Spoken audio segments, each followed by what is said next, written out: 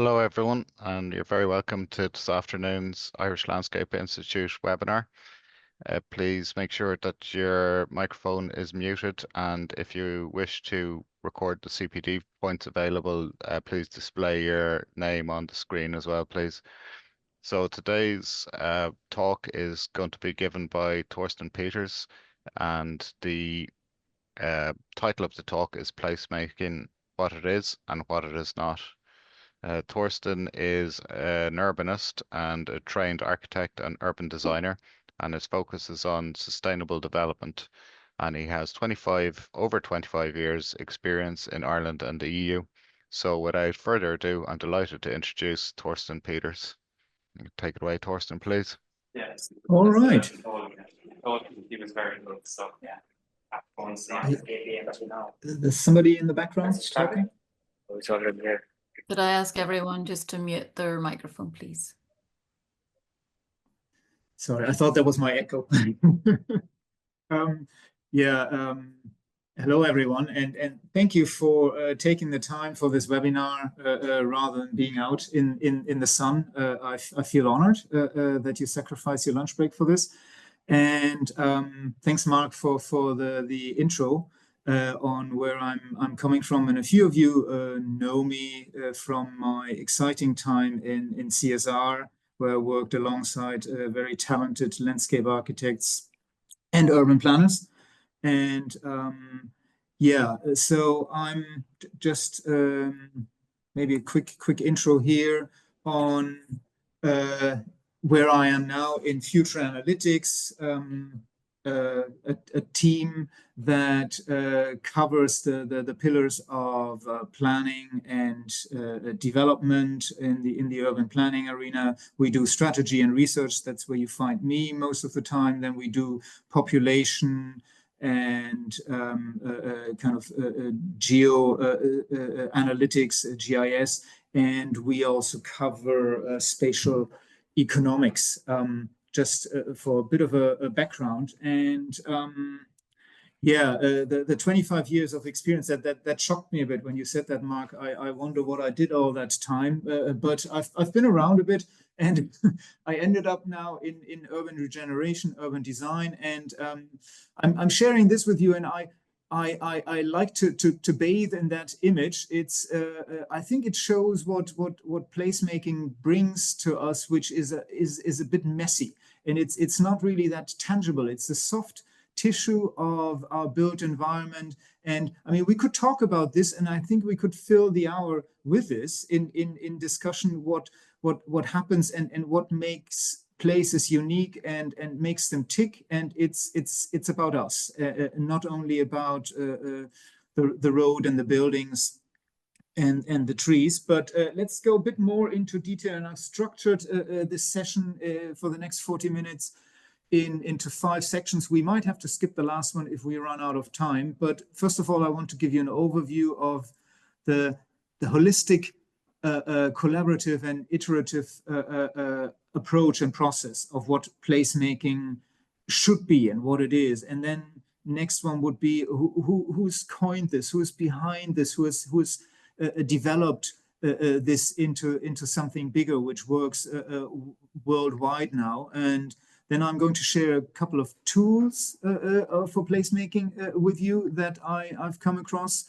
And then we see where placemaking sits in the Irish policy guidance context, and then just a very small poke on the car parking myth in the placemaking angle to that. So yeah, let's go to the holistic, collaborative, and iterative approach of placemaking.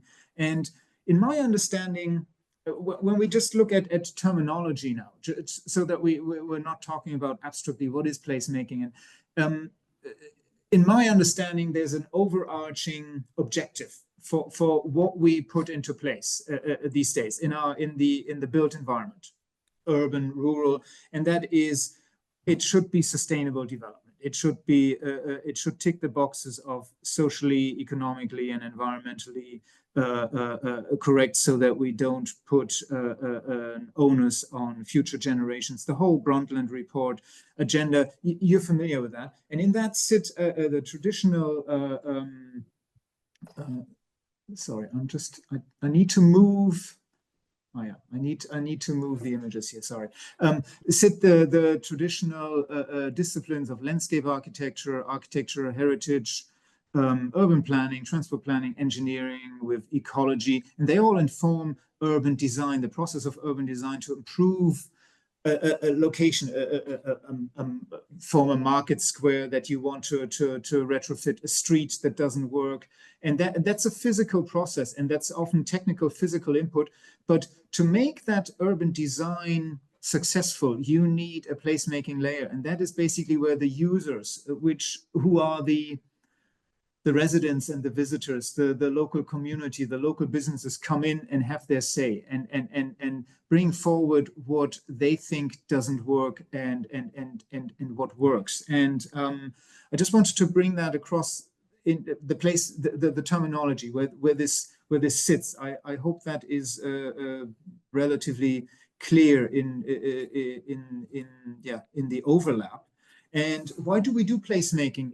I think we need to understand that places as a soft matter, they affect our identity, our values, our behaviors, ideas, our work, our education, our mental and physical health, and they basically shape our lives and culture. And that is not only the material out there, that is what happens in these places, how we exchange our ideas, our concepts, our values, services. And placemaking by definition is a process of bringing different people and disciplines together to create positive change. So you bang your heads together with conflicting ideas, possibly, or you need to put them out on the table, and then you need to discuss and come up with a positive outcome. Messy, like I said, I think. Then the placemaking builds social capital. It's a term that I come to a bit later, but it comes up again. It was coined a few decades ago by Robert Putnam, Bowling Alone. You might remember that book. I come to that later, and I think it's instrumental for what we want to achieve. And then we need to see that the placemaking is not in the way of economic benefits. It is actually economically beneficial, and research has demonstrated that. The Canadian Urban Institute did a lot on that. So did Trinity, as far as I remember. And I think we need to see that once we get our places right with good placemaking, we have achieved a lot in our urban environment. If we get the streets and the squares and parks right, we've covered at least a third of what our cities and towns are, and that's already a lot. And then the rest falls into place. I think that's something, a good approach of achieving a nice overall environment that works for everyone.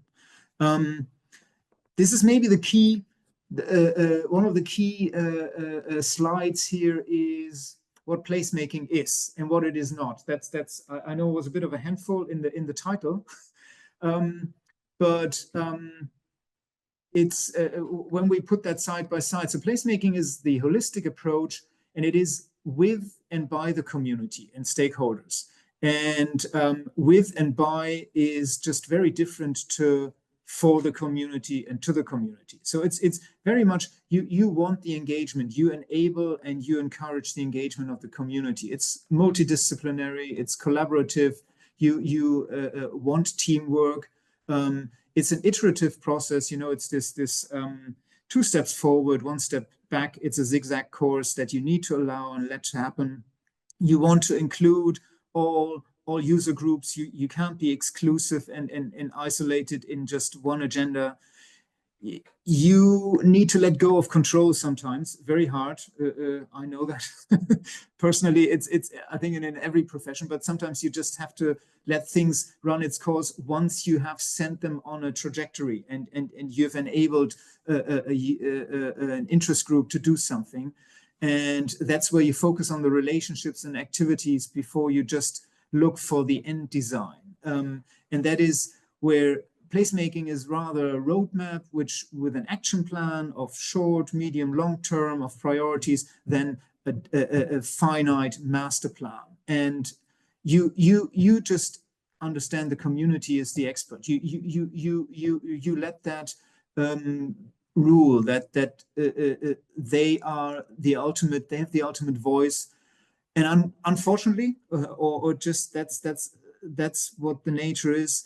You're never really finished, and you have to accept that it has this open-ended course, and that you've brought it to a certain level, and it can go forward, and it can go further, but you don't deliver what I have here on the red is the placemaking is not. So it's not a master plan or a policy, and it's not just for visual and end results or an end to finish linear process. Placemaking is an iterative process, and it's never done by one person or just one team. You need a collaborative team, the multidisciplinary team approach, and it's not just about putting in new paving slabs or new sets and new lighting or just a single event. And it's also not what happens quite a lot is this place-taking exercise where you just say, okay, this is now where the playground is, and we put a fence around it. That's place-taking more than it is place-making, because it really almost limits the potential of a space when you say this is designated only for this one purpose. Always look for multi-purpose and just for this open invitation to, oh, this could be something else. And then, yeah, the top-down linear process is something you need to avoid. The next one is in tune with that. Sorry, when I move the cursor, I'm just moving Hazel and Mark around my screen here to read. Placemaking is engagement, and that's where it's different from the public consultation that we normally conduct, and that is statutory, and you find that in all Part 8 processes for development, or in all projects that are just larger and that are in the public realm or require public realm and community input. You say public consultation, it's a very limited input, and that's not what placemaking is. It's more long-term and open-ended. It's two-way open communication with open channels. You have a kind of a shared space vision. You focus on the community needs and on capacity building. You want the community to take ownership and responsibility of things rather than having this us and them mentality, which also means you let control of certain things. And it might be just some planters or allotments or rain gardens where you just say, guys, you who live right next to it, you look onto this all day long. It's yours. Yeah, and you can define how you plan it, or what plants go in there, and so on and so forth. So it involves a trial and error approach, and that's where it's not this short-term dip in, dip out. You have 4 weeks to comment on this. We gather the comments, and then we distill them into a report, and you are lucky if you find your response in there somewhere. I think it needs to be a bit more open to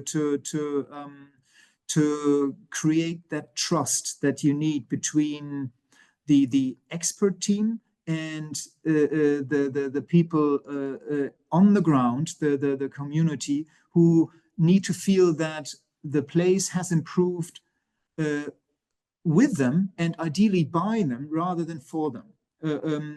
And it's otherwise you get you don't have the ownership and the responsibility, and you have this disconnect and a high expectation. I think I come to that on this slide here.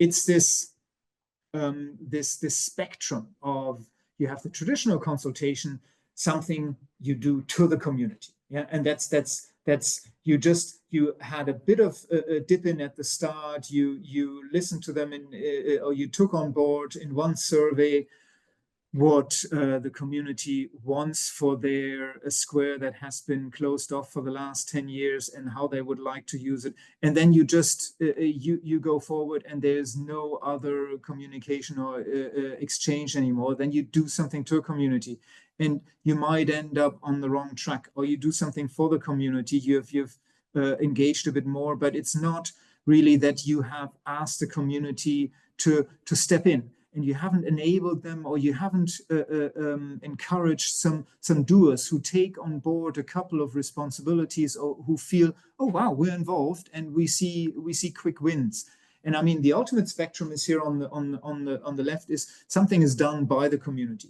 I haven't done that. Yeah, to be honest, like I said, I'm a novice to this. I hope I said that at the start, but it has been done, and I'm still looking for good examples nearby. I could quote where basically the community has taken over and has just done everything by themselves within the guardrails that have been provided, because then you have the maximum of shared responsibilities, and you have also realistic expectations, because the residents and the local businesses, they were involved in the process themselves. They've seen how hard it is to find that consensus, and they are more realistic in what can be achieved. Whereas if you just let the local authorities run this, there is a certain frustration, or there's a bit of I think I mentioned it, the us and them mentality of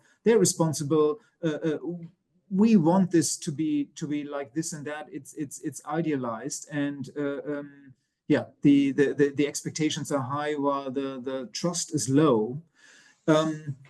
Because I think we need to see here on the next slide what we want to achieve. And I think when we go through Dublin or Cork, Limerick, Waterford, or smaller towns, we gravitate towards what we like, and we know that we like it.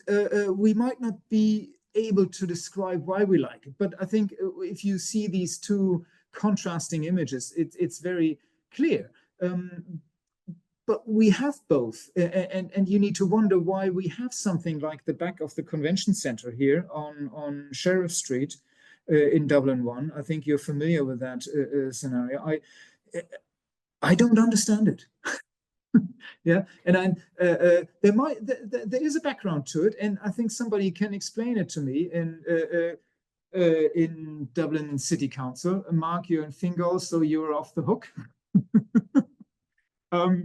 But it's so placemaking addresses these shortcomings of places that feel unsafe, unattractive, uncomfortable. They're unhealthy. They're also not good for business. And sometimes often they're inaccessible. The universal design aspects haven't been covered, and they're disconnected. And we need to find out why.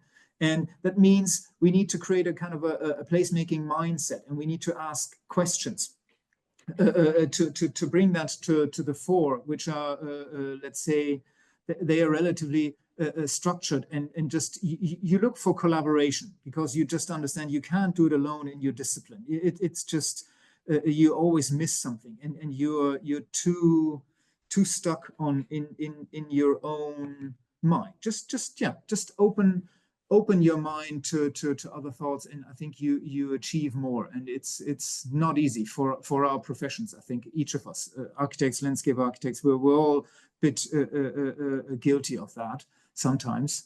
Then how do we encourage positive contributions by other people, bystanders, the key stakeholders, interest groups? Then can we prototype something? Can we test something and just dip in? I think positive examples are what we have witnessed in Capel Street and now Parliament Street. You're aware of the discussion about is it Strand Road in Sandymount, the one-year test. that has been disputed in courts and something like that. I think it's good to test things. You can reverse and just say, okay, no big harm done. We've tested and we now move on.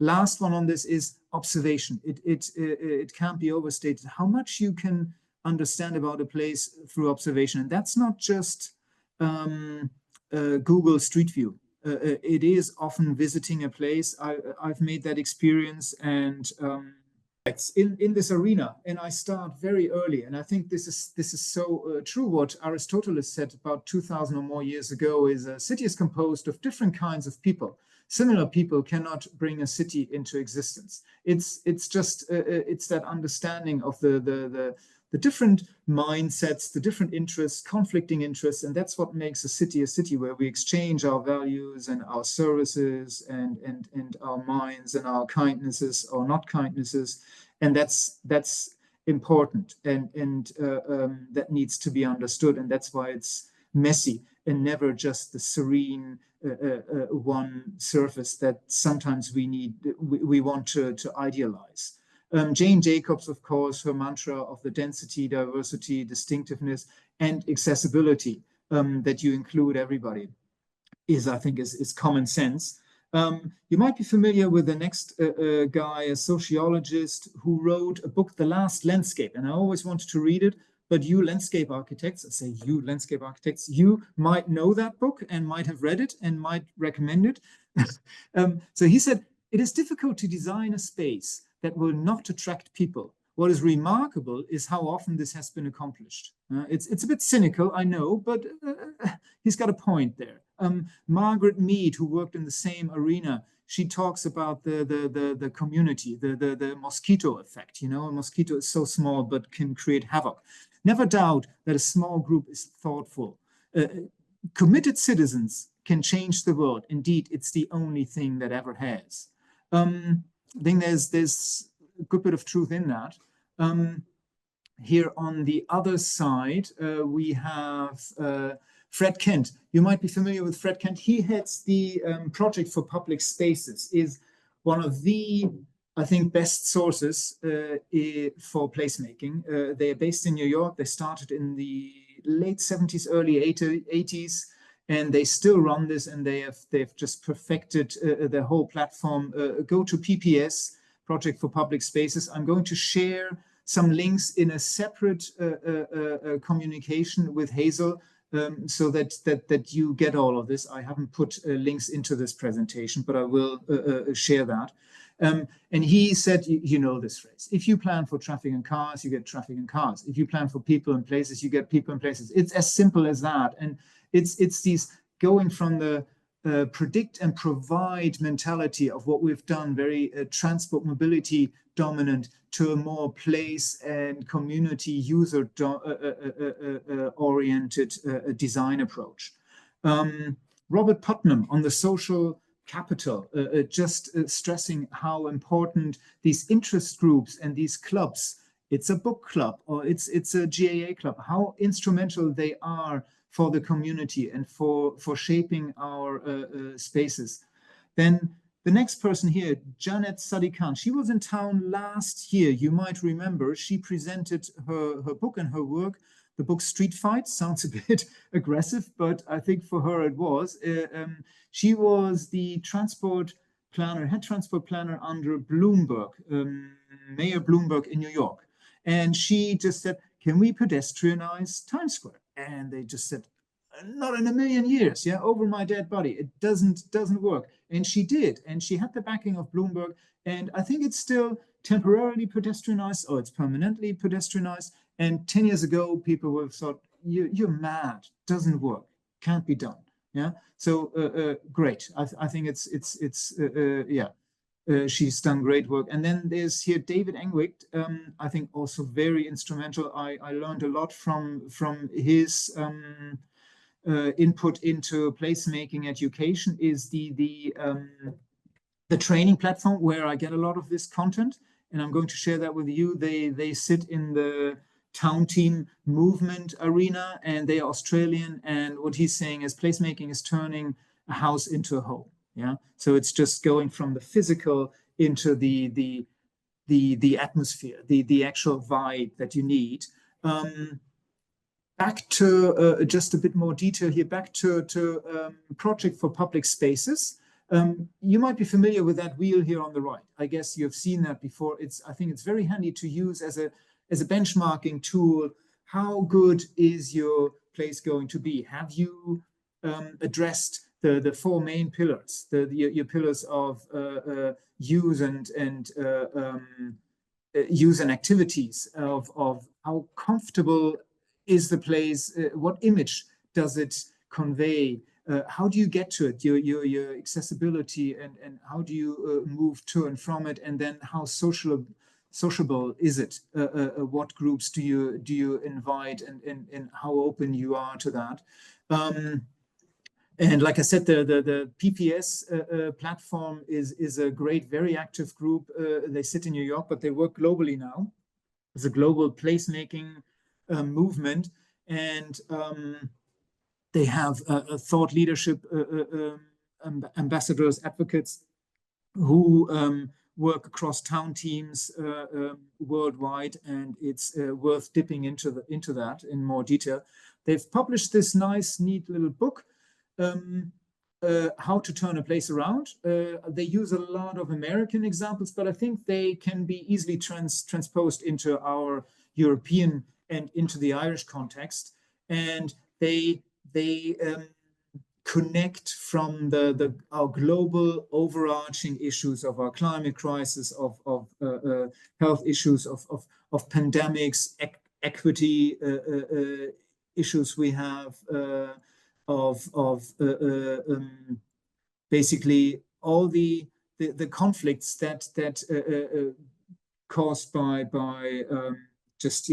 bad economic outcome. We have migration issues that turn into conflicts, and that they understand that are global problems, but that you often find local solutions that radiate out and that become bigger in their idea. Here's a couple of phrases. The community is the expert. I mentioned that before, and I've used it in our work on town center first projects. Then you can't do it alone. Yeah, or it can't be done. Yeah, Times Square can't be turned into a pedestrian zone. Capel Street, never. Grafton Street 30 years ago. Are you mad to turn that into a pedestrian zone? Will never work. Yeah, or the Lewis doesn't work. It did, and now if you ask the people who didn't want the Lewis, should we take it out? Yeah, they would just say, no, of course not. It works. It's great. Money is not the issue. I know that's it's a bit arrogant. It's a bit like I print that money, but there is a lot of funding there, and there's a lot of will in our national and local government agencies and to do this. It's in the policy. And I think it should be tapped into. We can never say, oh, there was no money for it. I think there is, it can be raised, and there's open doors in local authorities, in national agencies to discuss that and to find an angle, is my understanding. Let go of control is a good one. Or neighborhoods need to be made by neighbors. That is, again, the community is the expert, or you're never finished. The open-ended mentality towards placemaking. Here's the guys I mentioned from Australia, the town team movement and placemaking education, who have this network of town teams worldwide, and who try to encourage doers. They want basically communities, interest groups, local groups to step forward, say, this is what we want to change, and then they give them as many tools as possible. They do this in the Australian context a lot, and I understand it's very successful here, there, and but I think they now also do this on a larger level, and a lot of their tools can be just taken over, and it's an encouragement to just groups everywhere to step forward. And I think we're in the infancy of that in Ireland, but it's taking on momentum, my understanding. I've covered, I think, Putnam on bowling alone already, and the social capital. David Engwicht, who runs the Australian group of placemaking education. He wrote this very good book about reclaiming our cities and towns. And that book is also, it's about 30 years old, but I used it for a bit of academic research at the time in DIT for sustainable development. And he was just upset about the car-dominated urban environment we live in Australia again, but I think it's the same here. And he just said how much it has eroded our public realm and how we need to regain that and repair that. Let me come to a couple of placemaking tools that I gathered from my research into this and from personal experience in these projects, is to understand that there's no simple solution. And we can't just say, oh, let's apply a simple linear process to creating a successful place, because there's so many different players and angles, and we don't know them from the start. I think we only find them out in the run of the project, what really is coming to the fore and what is at stake. And therefore, it's not simple. It's also not only complicated, it's complex. And the complexity of a project just means you have a more systems thinking approach. And I sometimes have problems doing that analytical German mentality, and I need to snap out and get into this zone of you connect, you act, you iterate, you question things, you go back a step before you just stay on your track. And that's very important to understand and communicate that in the group that is involved in your placemaking process. And that is basically this comparison of sailing through a project in a kind of a zigzaggy course, your strategic doing approach. You adapt your doer strategy rather than having this linear planning approach, which is the business as usual. Where you are more on a track and you have your milestones and you just go station by station and check in at every platform, and then you reach the end. But you might have arrived in the wrong station, but you couldn't for various reasons. You couldn't leave those tracks because they were prescribed. Whereas if you have a more of an open-ended and open process approach to a project, it allows you to adapt and to take on board things that you weren't aware of before. And I know that's not easy, because it just makes everything so open, and you need to revisit things. But I think it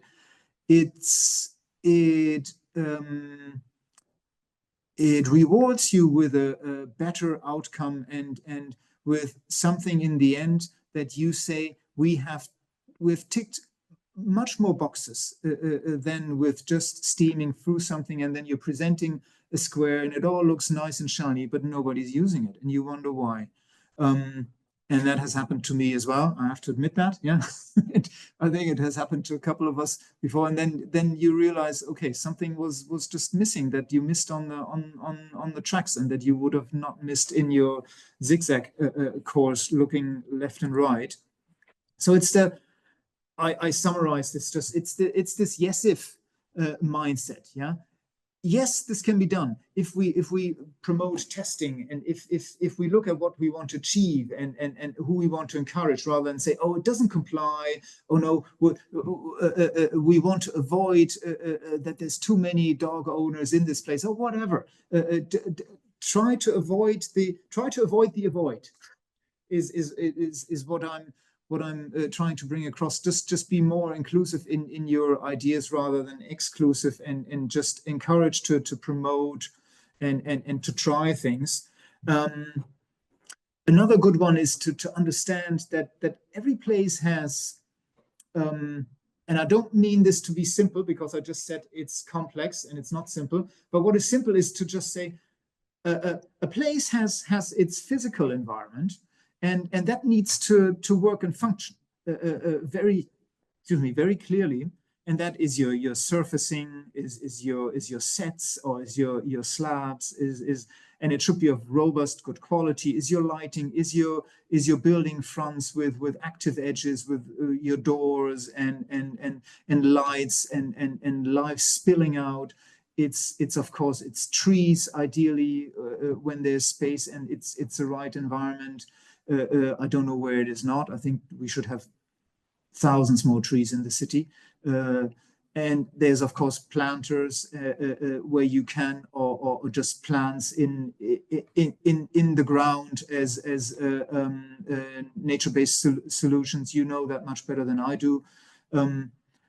And that's the physical environment. And then there's the messy part, is the soft tissue of us making a mess of this and coming in, and these complement each other, and they just need to work in tandem. And it shouldn't feel like an intrusion that you don't want this chalk and stuff on the ground, or a playground and chairs or a hot dog stand and all that. It needs to go and needs to work, and it needs to allow for that. And a place shouldn't be conceived as minor when these things come in. I think it's exactly what this place is for, and the rest is staging for it to facilitate and enable this. This is how I would understand it.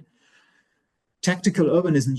You might have heard that. That's a very popular tool in placemaking, and I've said this before. The allowing prototypes, or just saying, let's see if we can do something lighter, quicker, and cheaper is their term. And you want a quick win. You just have a short-term, low-cost, scalable intervention, and you use this as a catalyzer. And I'm going back to let's say Capel Street, closing it temporarily and putting out some parklets maybe, or what we did during COVID. It was a good time to test. All of a sudden we had a reason to test, or we were allowed to, because we were under very unprecedented circumstances. And it opened minds to just say, let's put in temporary furniture or movable parklets, and let's put some paint on the walls or the floors, temporary lighting, the pop-up playgrounds and chalk and games, and just ideally this is of good quality. If it's just getting plasticky, then it's really, and sometimes that has happened during COVID. You might remember all these the bollards and stuff, and the outdoor furniture. It shouldn't be too cheap just to serve a purpose. But Janet Sadiq-Khan did, I think, the same for Times Square. She just said, let's close this and let's put out some garden chairs. And they bought 1,000 garden chairs in the DIY shop, or in some Woody's DIY place, and put them out. And it was transformative, very easy. It was this testing, and it was the try before you buy approach. And it's like a catalyst, and you just have to dare to test it. And if it works, it's the greatest thing in the world, and everybody's talking about it. And if it failed, okay, you move on. And the little damage done, but it was little, and it was worth it to understand that you need a different approach. Thorsten, you're 40 minutes in there. 40 minutes. Thanks. Yeah. Thanks, Mark. Yeah, I wanted that heads up. We have it's called the Power of 10 is a nice approach by PPS, the Project for Public Spaces, where they play with the scale. When you want to identify projects, or you just know this town has a problem, Limerick has a problem, let's say. Yeah, let's move from Manhattan to Limerick, and we just identify 10 regions in Limerick. And then in these 10 regions, 10 neighborhoods, you define 10 destinations where you really want to tap in. And then in each of these 10, you again look at 10 things, 10 very tangible things that you want to improve. It's the seating, or it's the quality of the trees, or the amount of the trees. It's the access to it, and overviewing the playground, or the openness of the playground. It's what that does. It's the power of 10. You will come across that when you dig deeper. The cost, quality, time triangle. Every project has that, and I think we shouldn't be too over ambitious. You will never reach all three at an optimum. Yeah, you want something done quickly. It costs more money, and you might compromise on quality. What you can achieve, and in placemaking it should be the same, try at least to achieve two. And that's where the quicker, cheaper, what was it? Quicker, cheaper, and faster. No, that was, you know, the tactical urbanism approach comes in, and you just get something done and see what it does, and you don't put this on a long trajectory and see if that intervention works. What you should be mindful of is that you don't compromise on your engagement with the community, that you have taken them on board on that journey when you test and prototype something. Last one, I think, on the placemaking tools is your input at the start as the design professional, us as landscape architects, urban designers, urban planners, and so on.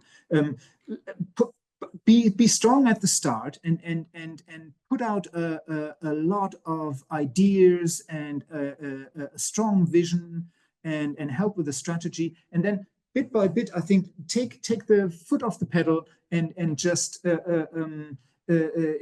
decrease your input and let your community members take over, if possible. And that's where you look for enablers. And I think I have this on this slide here. I stole this directly from placemaking education. In your town hall, yeah, let's just imagine your town hall. You're on the podium there, and there's the 200 people. Fortunately, you got 200 people in your town, and they all coming. And you always have the innovators and the change makers. And it's a small and active group, and you need to seek them and you need to enable them. Just push them as much as you can and take them on board and make them feel part of it. You have your silent majority, and that is what it is. It's always there. Not everybody has the nature and character to speak out and want to, but you need to find out how they tick and what they want. And then you have the other spectrum, of course, always your doubters and saboteurs. It sounds so negative, but they are there, and they come from frustrating experience and past, and where trust has been broken, and they've been given the 10th master plan, and nothing has happened in the last 20 years.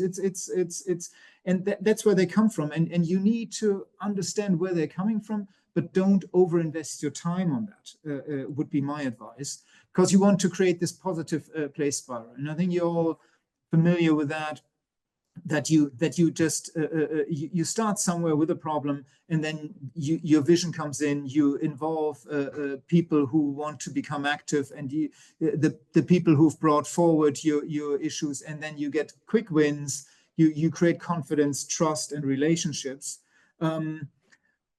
Let me just cover a last chapter here on where does placemaking sit in the Irish policy guidance.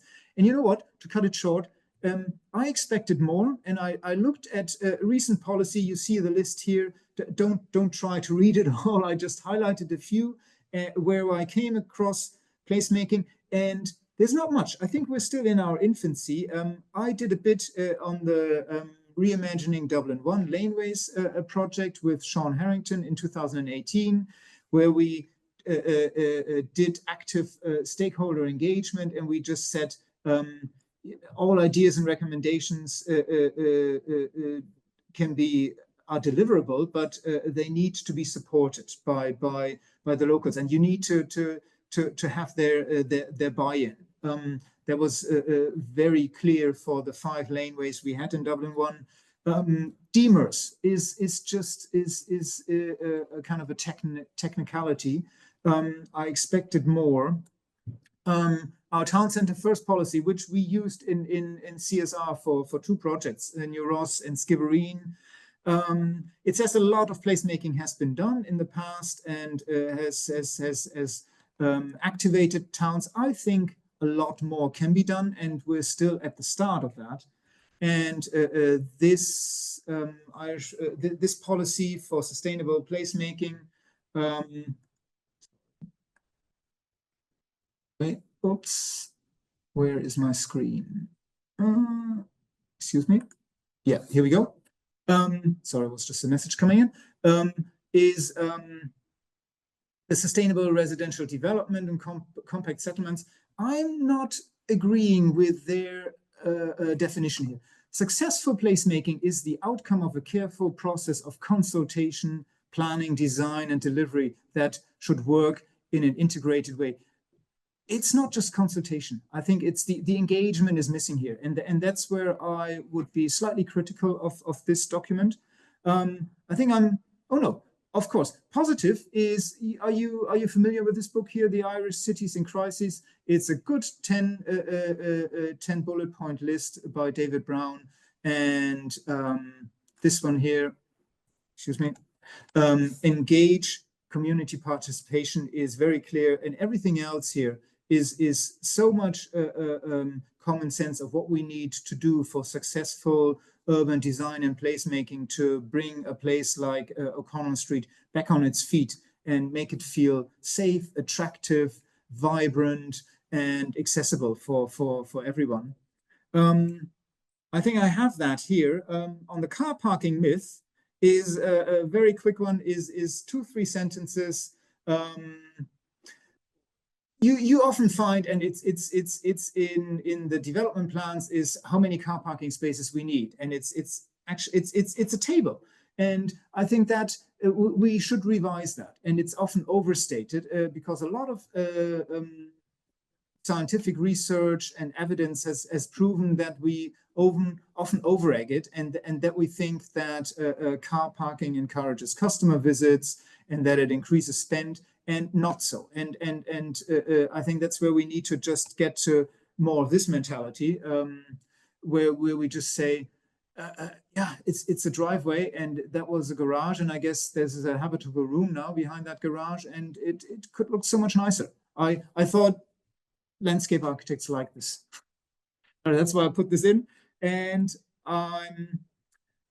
I'm encouraging everybody who has listened to maybe look at placemaking examples. I have a couple here, and I touched on them, but maybe somebody else wants to take this on board and wants to go further, and I would be very excited to hear that. And with that, I thank you for your time. I know it was a bit longer, and yeah, I hope I've covered everything in not too much haste, and give the mic back to Mark. Thanks so much, Thorsten. If anyone would like to put a question to Thorsten, they can put it into the chat there, and I'll put them to him. Just want to advertise our next webinar, which will be on the 12th of June with John Stack, who will be talking on the topic of SUD. So that'll be one not to be missed. It's a lot in that, Thorsten. It sounds like I know. it's you've thrown down the gauntlet of challenges there for us. In a positive way, I hope. Oh, Because without I think doubt, yeah. we're all guilty of not having done this enough, I think, and it's a change of mind, kind of mentality. I think that needs to happen. So a question there from Martha, which is, what is your favorite book Martha, thank you on this subject? on the subject. I think it's David Engwick, the Reclaiming Our Cities and Towns. It's the guy from Placemaking Education with the funky glasses, and it's good. It basically it shows, and it has nice illustrations of how our public realm has eroded through just getting wider and wider, and you don't have that context anymore of one side of the street to the other, you know, which you have in a normal proportion, where you can just cross and you have severed neighborhoods and stuff. So that one, maybe, yeah, if I had to choose one for the island. Yeah. Thank you. Question then from Jamie Bull, which is, what for you are the greatest obstacles you've experienced in Ireland to successful placemaking? Thanks, Jamie. Put me on the spot here. It's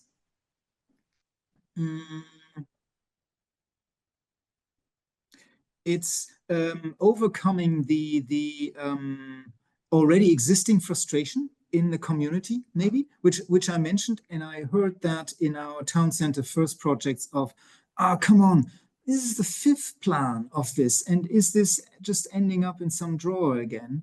Of getting a positive momentum in encouraging and enabling people from the ground to get active again, maybe because they have been active and burned before. Maybe this is one of the main obstacles. Thanks. So message then from Lucy Carey, which is, what do you think we should do with the buskers? Thanks. Yeah. See, Lucy, you know my history with that. To just share that with the floor, that Lucy and I we worked in the same environment in CSR, and see they're part of it. But if we, let's say, allow one segment of what we want the city to be attractive as the traditional Irish town to take over, and it becomes a tourist, just a tourist attraction, and you basically it conflicts with the day-to-day life of people who want to come into work and want to be there and need to be there to buy their sandwiches, to buy the bus fare, to go to a restaurant, which are now empty on Friday evenings because nobody is coming in to work on Fridays anymore. If you want that, you can't just create a temple bar atmosphere everywhere. I think it needs to work for everybody. And that's what we've been missing since COVID, I think, mostly. That the city is dead after 6, or it's been left over to a too small interest group that doesn't represent us all. Right. Double glazing also helps. A lot of all the messages are coming in thanking you for the presentation, Thorsten, and a lot of nice feedback there. But I'm not going to go through because quite a lot of questions good. and not so much time. So I'm going to hit you with them and ask for less in-depth answers if you could, to get through as many as possible. So Dave Ryan is mentioning the secured by design framework, which is from the UK Police Department. Not sure if you're familiar with that one. I am not, but speaking of which, I'm now involved, and I can't go into more detail on the task force for Dublin, which might be in the same, let's say, goes in the same direction. But no, I'm not familiar with that. And yeah, we'll look into that. So, yes. What are your top tips for placemaking in smaller rural villages? I think in the smaller rural villages in Ireland, we are facing the main problem of the car-dependent hinterland. And we've experienced that in the project, and that is you need the people who come into the town to work, to shop, to socialize on a daily basis or weekly basis. They drive, and that cannot be replaced by quality public transport. That is just not viable because it's too much of a sprawl. Where would the bus go? There's some bus services that do collect, and that is done very well in I know in Kerry and Cork. But you have to just understand that people will need to drive into the town center. And you can't tell them, oh, you can't park here anymore. That will create a revolution. And it's not fair on them because they have over decades created that tradition, and they've put their life into mortgages, and they live 20 kilometers away. They drive. So you need to look at solutions, how you relocate and remanage parking, and take it out of the places that you would like to improve. We went through that exercise in King's Court, and I guess a couple on this call are very familiar with this project, where we just looked at the main street and at the market square and just said, these are the core areas that where public realm quality is, and where you just want more spatial quality rather than part of a regional road with lots of parking on it. And let's change this. But in compensation, you need to provide parking somewhere else in close reach, and you let the people who need to park right outside the pharmacy, let's say, universal access, accessibility for all ages and abilities. You allow a few spaces for that. There's the so-called disabled parking spaces. And yeah, I think that's it. Thanks, Linda Riley, for that question. So, question then from Christy Boylan. In your experience, do security issues arise much during the process?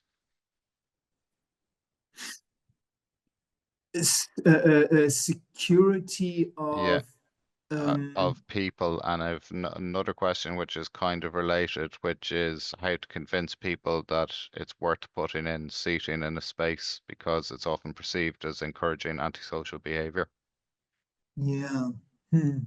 That's a bit of the chicken and egg thing, isn't it? That, and I know that argument has been applied, and it has been proven right, let's say, on the boardwalk. You know, the boardwalk along the quays, on the northern side of the quays. What's that, Ormond Quay or something?